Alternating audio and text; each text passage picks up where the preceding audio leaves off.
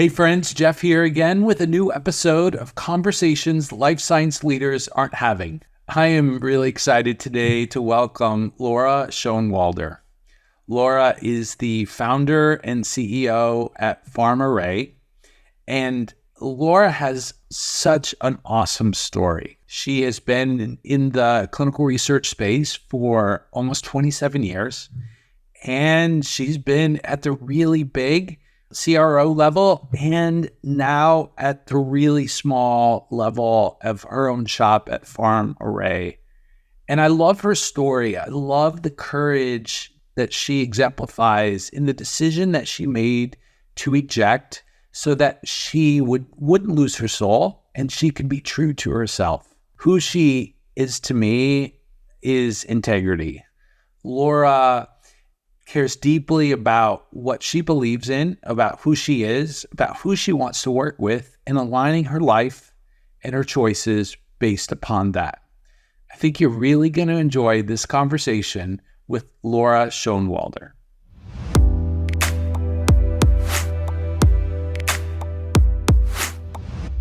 Laura, it is so exciting to have you on the show today. I've been really looking forward to this, and so just a warm welcome. Thank you. Thank you so much, Jeff. It's good to see you again and reconnect as well. Yeah, definitely. You heard me just do a brief introduction of you and who you are to me. Would love for you to start us off and just let us all know what you're up to in the world. Oh, what am I up to? It's a big question. I think trying to navigate through midlife, which is no joke. There's lots of challenges there.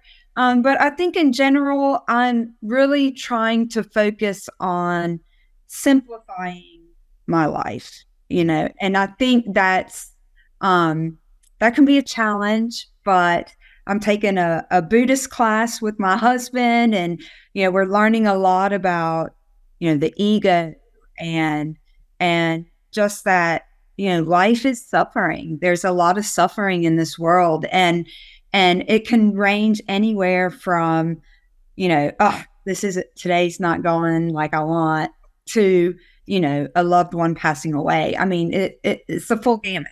And I think our knee-jerk reaction is to try to evade or avoid those kinds of those challenges and that pain. But, really the only way is through it. And so, I'm kind of discovering this, everything that, that we perceive in this world is like, it's a story, right? And so we are the author of that story. And, we're the writers. So, and, what that includes is like our own biases, our own habits, but that can, we can change that by just kind of, resetting, how we view things, how we view ourselves. And so, I'm exploring a lot of that. I do have two children. My son Otto is a senior in high school, and my daughter Olivia is a junior in high school. So I'm close to being an empty nester. So I'm kind of trying to, see what that next chapter is going to look like. Fortunately, they're great kids, and they're, my son was nominated for the Moorhead Scholarship for UNC Chapel Hill. And so they're great. Like, I feel good about where they are. And, really it's just the next step is, how do you want to live out the, the rest of your days? So that's kind of been my focus. Yeah. And that, what you just said of writer of your story, it leads us into something. Part of the reason I was excited to invite you to the show, because a lot of our guests are CEOs, founders of small to medium-sized biotechs, which are still pretty big. Yeah. And you've written your own story, and I think is in a courageous way to step out of the bigger pharma and pharma service CRO and into PharmArray. Yeah. And that whole notion that you just pointed us to of we are the authors of our story, you've done that professionally speaking. And I would love for you to share whatever, in whatever detail you would like, that journey of deciding I'm gonna write my own story. I'm gonna do it different than maybe what the world tells us it should be, and I'm gonna start this business. Yeah. Okay. Yeah, those are good observations, and thank you for the opportunity. I've been in the industry for 26 years. Started off as a statistical programmer, so been programming in the industry a long time. Slowly made my way up to like a VP level, where I headed up a department, and I, the thing I learned about myself is I love people. I love connecting people. And, one of the things that just I became passionate about is, talking with clients, pharmaceutical companies, biotech companies, about, sort of what their needs are, what are their pain points, and, let's really sit down and figure out a solution for this. And so I try to get a good lay of the land of what their environment is like, what their company culture is, what the team culture is, and then try to fit the person to that. And I really love doing that. And in my last job, it was a smaller company that started quickly growing, and which is great. And I think, the goal of this company was to sort of scale what we were doing as a small company. But for me, I felt, as the growth, happened, it's, the more people you start bringing into the mix, dynamics can change. There can be a lot of posturing and people who may be really, really good at their job, or may find themselves kind of pigeonholed into an area that, wow, this isn't really what they like, and they're not really that good at it because they're not passionate about it, and kind of get tossed out. This person's not working, let's bring someone else in. And I think, with that job, I was, really getting to know the individual and learning more about the person, versus, what they can do on paper.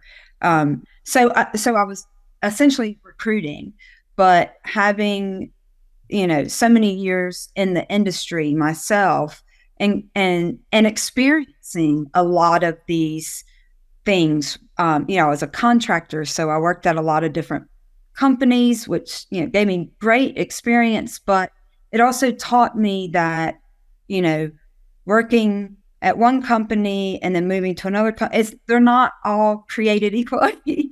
They're different dynamics, and you can be really great in one area and then go somewhere else and just be beat down, or maybe set up to fail, or not fully understanding, what you're responsible for. And there's just so many things in it, what it can do to somebody's, I say, their mojo.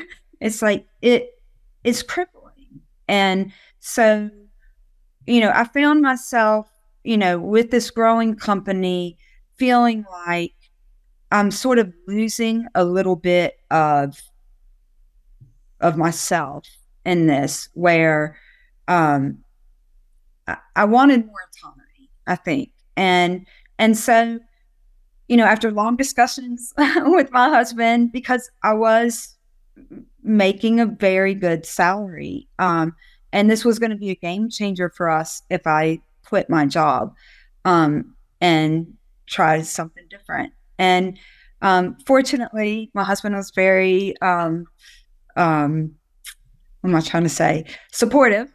so, I did. So the beginning of last year, I left my job with a big paycheck and started my own company and wasn't sure, if it would even go anywhere. And fortunately, I think because I love connecting people and meeting people, I had some good folks reach out to me that knew me from previously and knew the kind of help I could provide. And so it grew very quickly, which has been amazing.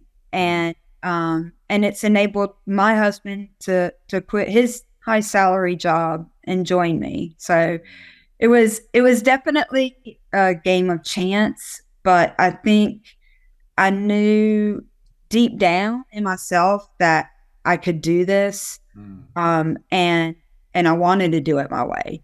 So, and I love that phrase, your way. I want to do it my way.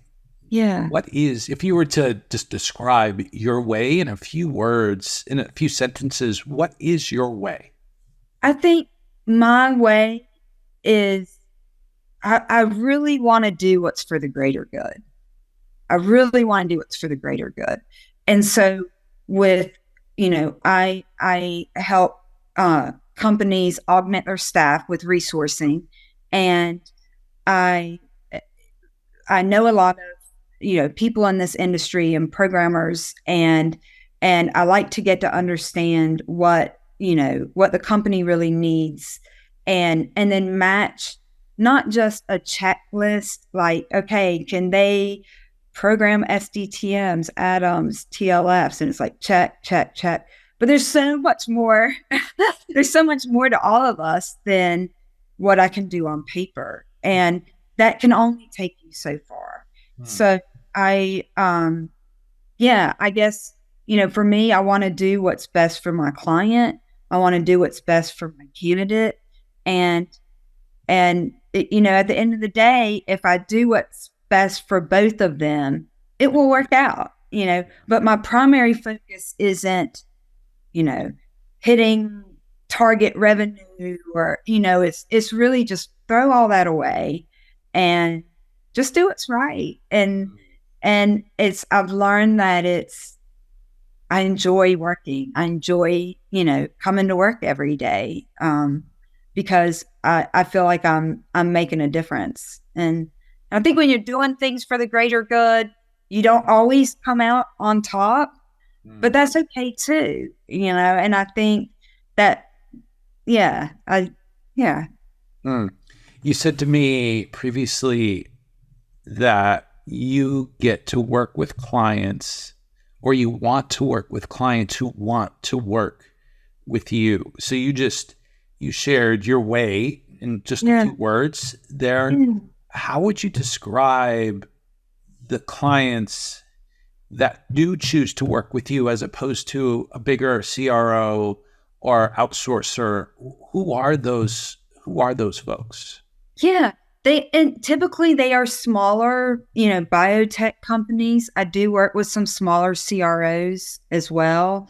And they're typically ones who want the right people in. They don't want a warm body. They don't want, someone who's just going to churn. It's like they want thinkers. They just want to get, the right people in the door. And that's what I thrive on. That's what I'm passionate about is that for me, there's nothing better than somebody coming to me and saying, you pulled me out of this awful situation that I didn't even know was as bad as it was. And you put me in this other position that is just, it feels like home, and you changed my life. And I think,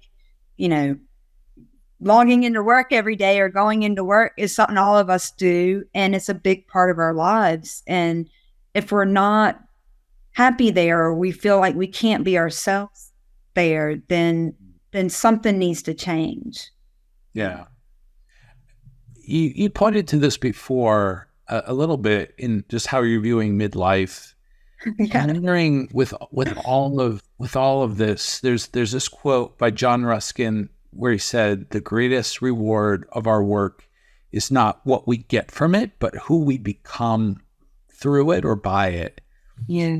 Who would you say you have become as you sort of reflect on your journey to where you are today? If you were to name your becoming as a reward, what is, well, first, who have you become and what's been the reward of that? Yeah. I like to think that I have become more empathetic to people and situations. I went through a really tough year and a half. My mother was had a stroke and was paralyzed, and I watched her kind of go through this suffering, and how she handled it was amazing. Couldn't believe it. Oh, how, like, you've been wrong in so many ways. Like, how can you not be angry? Seeing how she handled it with just grace and just being stoic throughout, till she died, was like, it made me want to be a better person. And it made me realize, like, even when things are hard, you can still kind of keep keep your composure and stay grounded, I think. And what's been the reward of that becoming process for you? I feel less anxiety. I feel less anxiety. I think that's probably been the biggest thing for me, is constant, instead of feeling like I'm constantly trying to please other people or meet their expectations or exceed their expectations. I feel more like just be and be, I feel like I'm more true to myself. And I think that helps me be, a better mom, a better wife, a better daughter, sister. So, yeah. Yeah, and you pointed to I'll call it the rat race that can be involved with scaling a business, being a part of scaling a business. And there's nothing wrong with that. That's a choice that companies, individuals make to be a part of that. Yeah. But it is a bit of a rat race. And I think there's a quote by Lily Tomlin where she said, the comedian, she said, the thing about the rat race is that even if you win, you're still a rat. Exactly. Exactly. I love that. I've never heard that before, but I love it. And it's true. It's like, get me off this wheel, like the hamster wheel. And because you're never going to get there, it's like this Western culture, that we live in is, you're always striving for something. And, whether that be, a new house or car. And then once you get that, that joy lasts, it's so temporary. And then you're on to the next thing. And it's, you're constantly, running yourself down for what. It's like, I feel like at some point we're selling our joy for a paycheck, and or selling our joy for money, and it's at some point you have to stop and and balance that out. Be like, well, I think my joy is worth more than this, or so I don't know if that makes sense. Yeah, it does. And one of the things I'm always curious about, I know you run a very small shop, but there's times when you are working, you bring in maybe another resource. You talked about your high school age kids, whether it be somebody on your team, whether it be your kids, maybe somebody you're mentoring who's in the industry. how do you convey this this this different mindset, and the value of this different mindset that we're talking about, of not chasing, of getting off the hamster wheel, of not chasing the next thing? How do you translate that into messaging that you give to other people? Yeah, that's a good question. I mean, I think I would have to say it's just try to stay grounded and know who you are and be true to that. Um, yeah, it's, I think our natural reaction is to, avoid stressful situations. And I can see that sometimes, and trying to avoid it causes more stress than just going through it. That one of the things I used to harp on when I was a manager a while back is, if you make a mistake, just own it. Like, we all do it. Don't make excuses. Don't, it's not, not because so-and-so didn't get you this in time, or it's just own it. And then let's collaborate together, figure out how to move forward. And I think that's by kind of having that kind of environment for somebody, that it's okay that we make mistakes. We all make mistakes. I think it's a little bit more of a nurturing, and just give them, sort of that safety net or free space to be human. Yeah. It's a stark contrast of the person that you are, and that I'm so really appreciating who you've become, and the industry that you're in. Because the industry that both of us are not, work in the life science space, it is maddening. Like, Yes. Oh yeah. timeframes, deadlines, quarterly earnings, this next test result, this next piece of data. It's always about, okay, let's keep going. What's next? What's next? And then you have this, okay, let's slow down. Let's focus on what's important. Let's focus on relationships. How do you reconcile this place of where, how you have grown and become with the industry that you've worked in now for 26, 27 years? Good question. It's been a process, it's like, it's definitely, I think I've run the full gamut of, starting in, not knowing anything, and just feeling so scared. And yeah, I might have to ask you to repeat your question.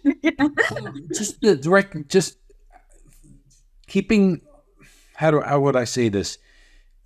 Knowing who you are, having this slower pace, simplified pace, in a very complex, making industry. Yeah. I think there's constantly, like, check-in points, like that I have with myself. Like, do I still feel like I'm being true to myself? And it's so difficult, because I certainly got wrapped up in all of the, the fast pace, the high intensity, the the stress that goes with, with everything. And I had to force myself to slow down, because I don't know, I think probably a lot of people are maybe starting to see this, since COVID. That was a big, that was huge. And, people being like, hold up, I got to rethink some things, because, I think a lot of people were really, kind of pushed to their extremes. And it's like a pot of boiling water, like the frog in the water. It's like, if 2 years ago, if you threw somebody from where they were 2 years ago into their situation right now, they would probably jump out. Yeah. But, it's sort of like, you you you don't realize maybe the things that you're doing or putting up with, that you may be slowly selling your soul. And so I think it really just takes a total reset to look at what's really important. And um yeah, so I mean it's a constant, it's definitely a struggle, to keep that balance. But Yeah, it feels like too the way you've designed PharmArray is by real by intention, real yeah, intention. By in a term I might use is by design instead of by default.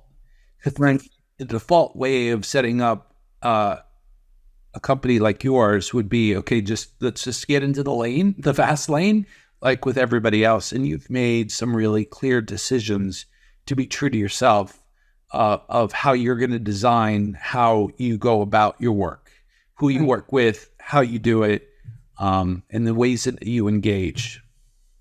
Yeah, Would you say that's true? absolutely. Absolutely. And it's a bit of a leap. It's I think you have to really trust yourself that you've got this. And I think at the end of the day, again, it's just do the right thing, and you can't go wrong. Yeah.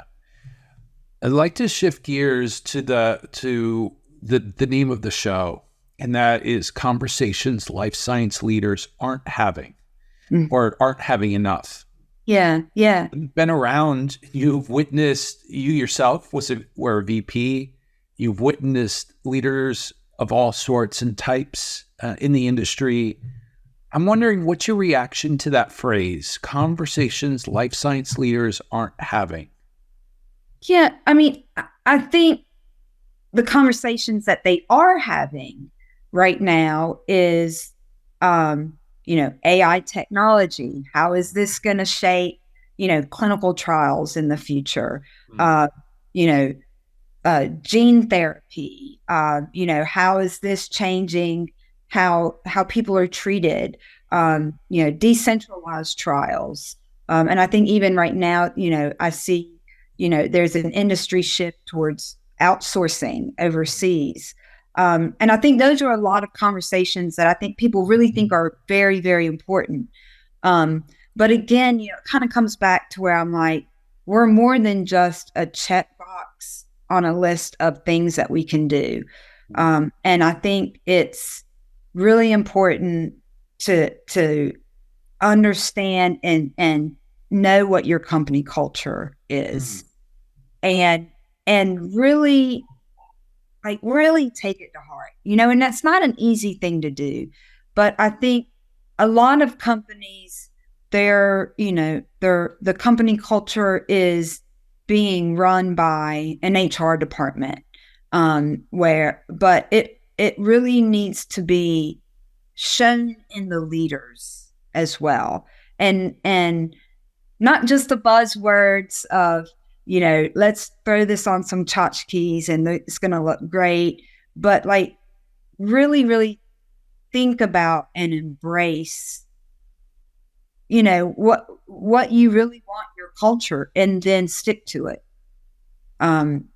Yeah, I think it's easier said than done. And I think, I've definitely seen companies that, they put together a culture, and it's great. I mean, it's great on paper. Everything sounds great. But, we talk about it, we have a meeting about it, and then it's almost like the next meeting you go to, you're like, wait, where's all these people with this great culture? It needs to be carried through, really practiced. And yeah, and I don't know what that solution is, but I think that's one of, like, really trying to embrace that. It feels like just like you were talking about for you personally or for an individual, to know who you are and to live according to those values or what you say is important. It feels like you've taken that idea and brought it to a corporate or an organizational level, is get really clear on who you are and commit to that and make decisions based upon that. It feels like this idea of being true to yourself is at the heart of what you're pointing to. Yeah. Yeah. And I mean, I fully recognize that, that is a difficult thing to do when you've got, investors, you've got, targets and, and it's hard to scale that. And I think that's probably why I gravitate more towards the smaller companies, because I feel like you typically, at least from my experience, the people I work with are more genuine, because they're not trying to, they're just trying to do what's right. They're not trying to necessarily, of course, this industry is for profit, it is not a nonprofit industry. And those things are important, but I think there are ways to get there with still, being fair to everyone, and it not just, and not have metrics and I don't know, just not have that be what's driving your decisions. Yeah. What I'm getting from what you're saying is metrics are great. Performance is great. Yeah, absolutely. But that's what I think you're helping us think about is that's not going to define who we are. Right. It's the goal, as you acknowledged. We're a for-profit enterprise, but who we are is who we are, not those numbers. Right. Not those results. And do we hit them or do we not hit them? Do we have a good year or do we have a bad year? That doesn't define who we are. Yeah. And the conversation that I'm hearing you invite leaders to have is, who are we? Yeah. Who are, as an organization, who is our true self? Yeah. And that's hard because this is for you as a small shop, and I can hear why small is so attractive for you, because as a small shop, there's not a lot of noise and there's not a lot of variations. It is what it is. But when you have 50, 100, 600 people, that becomes that bureaucracy.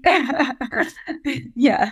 A lot of bureaucracy. And sometimes it's, it can be frustrating where you're like, I'm having to go through all of this red tape or, fill out all these forms just to do the right thing. And it's like, it's almost like more work to do what's right than to just, it's almost like it's easier to maybe,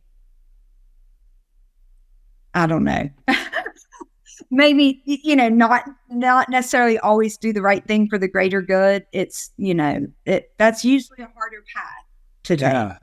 Yeah. The harder path is to stay true. I think the easier path could be, not always, but to make sacrifices or to say, okay, this is who we say we are, but in this case, we're not going to do that. Right. Yeah. That can sometimes feel easier than taking a stand. A mentor of mine said, values aren't your values until they're tested. And that points to what you said, the value on the tchotchke or the website or on the plaque on the wall. That's fine. But when the rubber meets the road and they're tested, are those still your values? Is this still what you say is important? Is it actually important? Yeah. How do you, because it's simpler for you as a small shop, how do you align or make sure you're aligned to the values of the clients that you support? That's a good question. I think when I first speak with a client, especially if it's somebody I don't know, I let them know sort of my business model, and it's essentially, I'm not going to be the cheapest. I'm not going to find you the cheapest person out there, but I will find you somebody that I know personally and that I have worked with, or that has worked with somebody, a close colleague of mine or a close friend of mine. And I know they're going to be a real person, for one, because that right now there's a lot of fraud out there with candidates. Yeah. I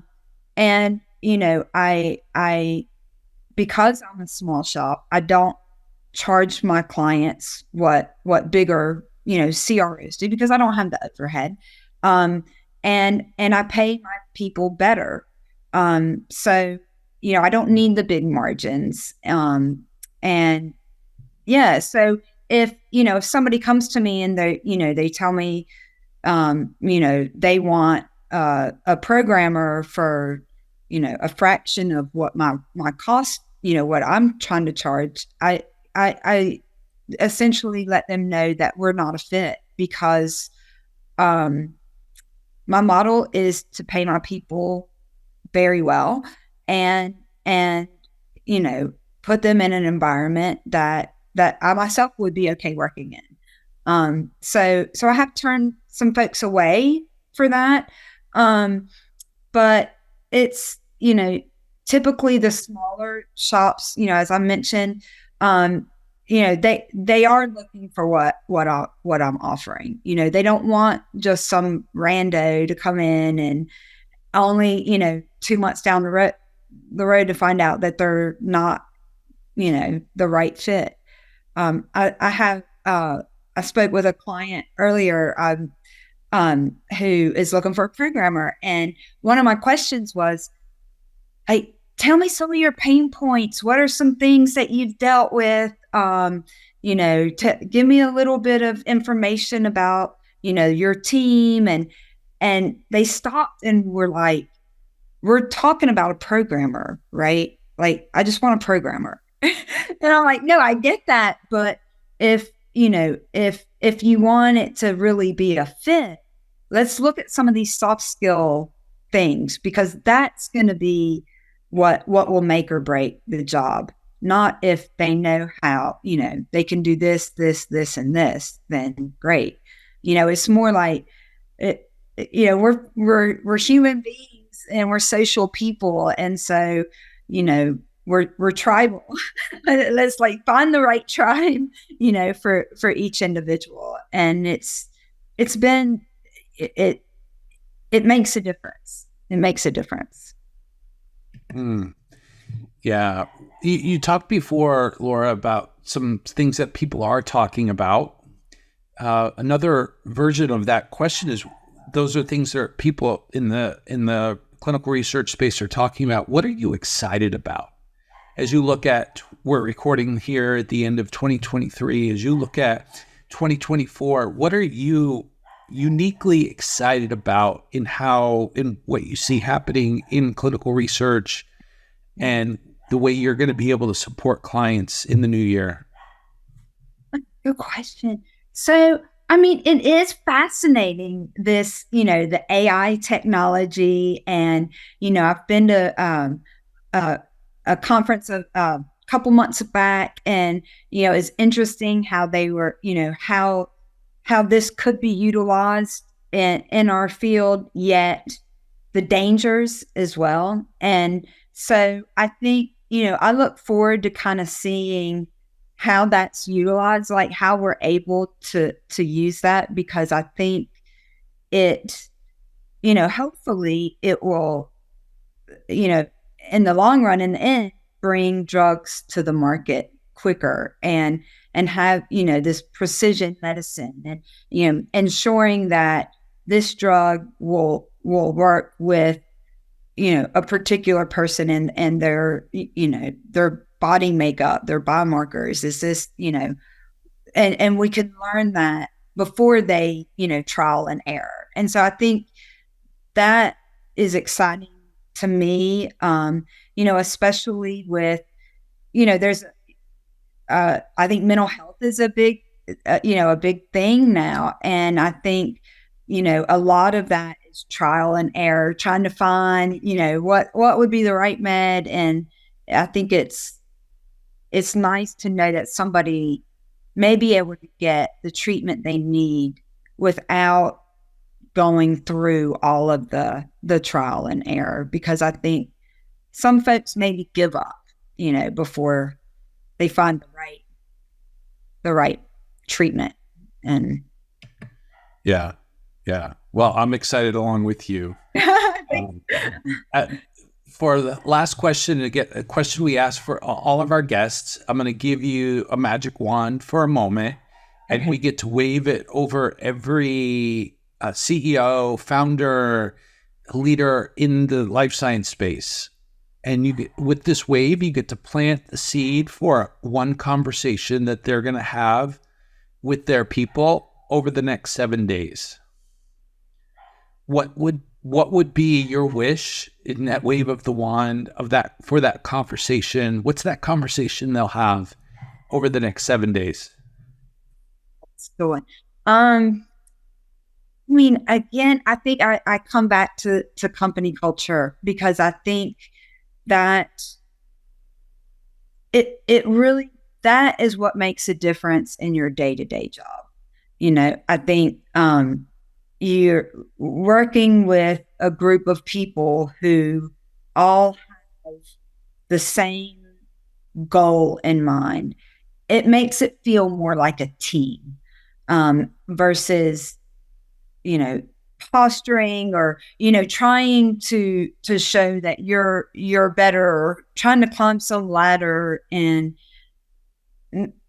maybe not intentionally, but, kicking people down, throwing people under the bus. It's like, I think if really, I know this probably sounds like, kumbaya, like let's all hold hands, but I mean, I think we're at this point, and I think even the next generation of folks coming in, it's like they're putting their foot down, like, I'm not doing this. So we need to find a way to still hit our revenue targets and meet deadlines and all of that, but in a way that is nurturing, or at least, not counterproductive, or not detrimental to their health, or, because I think those are things that we lose sight of very quickly. And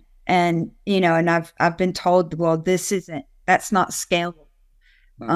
And we've put someone on the moon. We can figure out how to make this scalable. It's like, it's got to be, I mean, at the end of the day, I think we all want the same thing. I think we all, we all want to do a good job. We want to work with people who want to work with us. And I think it really does come back to, core values of a company or of a department, and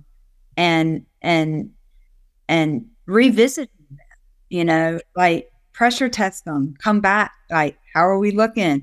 Lessons learned, if, something happened, let's go back and, look at it through a different lens and see, how this can be avoided. Yeah. It's a great conversation. Conversation. Laura, if folks are listening in and want to learn more about you or PharmArray, where can we send them? Oh, okay. Yeah. So I'm on LinkedIn. That's a good place. I do have a very skeleton website. Okay. But LinkedIn, I'm on LinkedIn all the time. That it's easy to find me there. Okay. And we'll put that and your website URL. Okay. We'll put that in the show notes so people can find you if they want to know more. Yeah, fantastic. Yeah. Thanks so much, Laura. This is such a fun conversation. Oh, it's so good to talk with you again. And thank you. I appreciate, the opportunity to have this conversation.